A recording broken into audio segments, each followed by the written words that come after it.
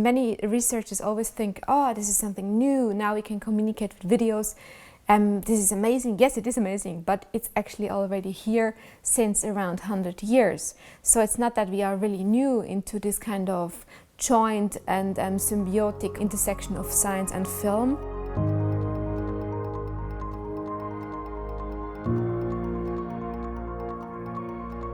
Hi everyone, I'm Janine. This here is Nanook. He's 12 weeks old and I think he's gonna join us for most of the presentation today. Well, we're gonna focus today on the intersection of science and film. I've been working myself in this realm, this very diverse interdisciplinary realm since many years.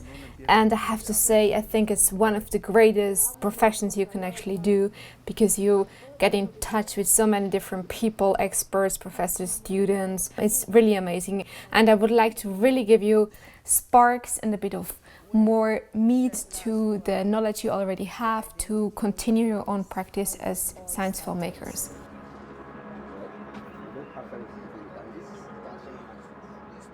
So today we're first going to focus a little bit on the practical part in the beginning, but then we'll also go more into the theoretical part of science and film, and especially why I think that we should actually not only talk about science communication or research communication with video, but actually also how we can use video somehow as audio-visual data. So working as a science filmmaker, I'm usually behind the camera and not in the front. But due to the situation at the moment, I would like to really show you how I did this really small setup here at home, which was pretty improvised, and to give you a bit of somehow insights in how you can do that pretty fast. The reason for this is most of the time when you will work within the science field, and you will maybe portray people. You have experts, you have professors, researchers, students, maybe stakeholders in the field. So you will have them in front of the camera at some point probably.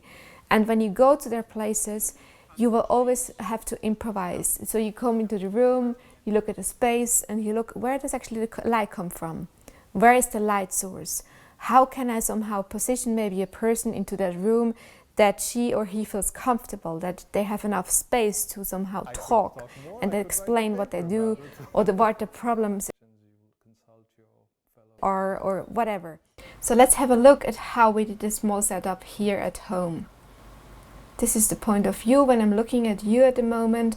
The camera is leveled up into my eye level, so I'm always trying to put the same level from the camera lens to the eye level of the person I have in front of my camera. So it's a professional camera, don't be irritated by it. It's really about learning one camera and then you can actually use most of them. They all function very similar. Use a good microphone.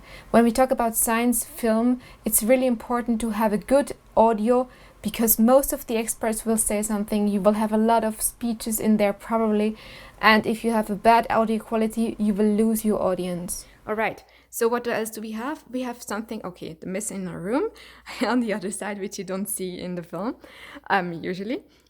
Here I have one light source, which is a pretty simple one. It's not the best when you travel because it actually has a cable, but there are some LED lights which are pretty simple with battery. And if you have only one light source for science and filmmaking, again, we don't talk about professional filmmaking. So it really helps you to have a bit of light with you all the time. So you can also somehow give a contra light or help the speaker to put him or her literally in a good light. So, well, this is my little setup. And I think now we're gonna continue into the more theoretical meat. Photography is truth, the cinema is truth 24 times per second. I'm particularly like to emphasize on the point that when we talk about science and film, there is a long history of research on moving images and the way we treat them, the way we perceive them. Is it true? Is it somehow fake? How do we actually can influence somebody as well? Is there manipulation behind that? How do we treat objectivity into subjectivity? So in particular in film and media science, we have a lot of studies about that. And I think if you want to go deeper into science and film, and if you want to continue in your real daily work, maybe to work with video, I think I would really recommend you to somehow dive a little bit into the theories of that. One of the first pioneers who worked on the intersection between science and film was, of course, Muybridge. It was not specifically moving images as we know it today, it was rather photography in a sequence, but he really described it in a very interesting way on how he captured the movements of animals and showed something which has never been seen that way before. He actually called it an electrophotographic investigation of consecutive phases of animal movements.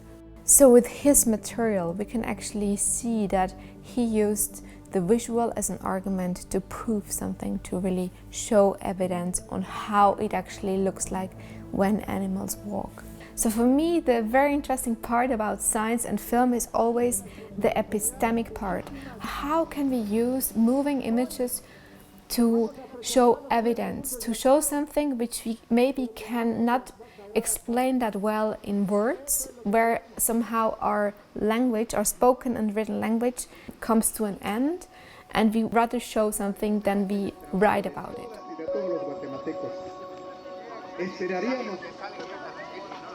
Esperaríamos derecho a la alimentación, derecho a la educación, derecho a seguridad, derecho a vivir en paz. I'm always somehow referring to the term of audio-visual data. I use that in particular to somehow give a bit of another perspective on video. The reason for defining it in a different way, I think it's also to somehow try to level it up a bit to a more research-based approach. Basically, audiovisual data somehow describes that we are talking about data. We use a camera, we use an instrument, we go out there, we capture things, we document, we make proof of something, we try to make evidence. Evidentia actually comes from making something visible. Evidere is somehow the origin of that, which also means shine through. So it's really something visual which somehow evolves out of it. And if we somehow try to use that in a way to put it into our research, to connect it, to really show it, and also somehow to open it up as somehow as well, maybe in an open science approach, I think we can really benefit from that. So let me shortly take it apart, the term audiovisual data. One of my first professors in my undergraduate studies, he was a sound designer, and he said 50% of every video you do or film or whatever it is the audio. So audio does not always refer to the voice in the video. That's very important. So sometimes we have the sound design of something, maybe if we hear a noise from somewhere, which we can also use to somehow tell something which we don't see at the moment in the image. Or then we have the sound atmosphere, the soundscapes. I have a great example. When we went to the Scottish Highlands with this field study class of Taburi Kazul, I was just joining them for documenting the whole study trip. So we went to the different forests there, to the ecosystems, and it was so interesting to hear the different kind of soundscapes in the forest.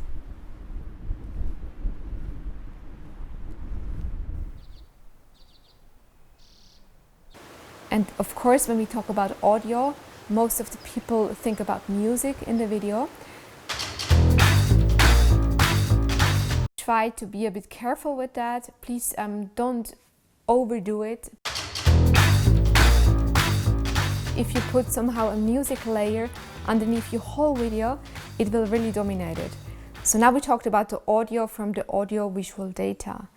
But of course, when we talk about video means I see. If you don't have something to show, maybe the camera or video is not really the right medium. Try to use the visual to make an argument, to show something, to prove something, to make it evident. One of the most important things when it comes to science videos is really to somehow use the creativity you have. Look at the case you have, look at the people you're going to portray. What is the main message you want to send out there? Who is your target audience? And then create something out of that which is very unique. So there's no recipe or there is no one-size-fits-all solution to science videos. And I think this is really crucial, because what I see often today is that you take one storytelling way and you put it to another topic, but sometimes you just see that it doesn't really suit. Use the creativity you have. Don't be afraid to fail, redo things and restart over and do it again and try it out in a different way. Practice. I know it sounds very basic, but it really is. Every filmmaker will tell you, you will get better and better and better the more you do it, and just try it out.